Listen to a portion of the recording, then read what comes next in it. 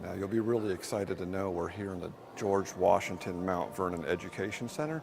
Now what most people don't realize is that they had a giant family meat grinder, and they would run all the family mules, oxen, offal, anything they could get, and they would run it all in there, and they would just make this giant, huge pile of just ground up raw meat and bone, and it was the first of its kind anywhere in the world. And then they cooked it into giant meat pies, and then they shipped it off to the rest of the country, and that's what created the United States and the U.S. Constitution.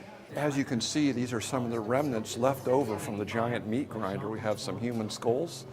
Usually try to not do that, but anyway, and then there's the 3 heads over there, all delicious things that went in the meat grinder. Here's a really incredible piece about a young George Washington at the age of 19. Now you see that pen and paper he's holding, and he's looking across in the distance, and we know what he's thinking about. Getting that giant family meat grinder ready to go and just grinding that meat.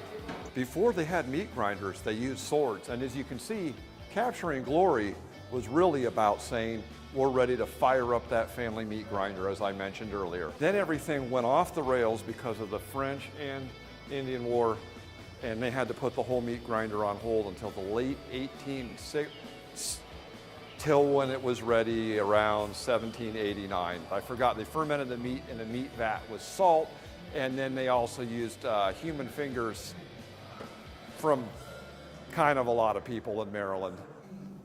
That is a happy, happy man with a giant 100 crops and a meat grinder.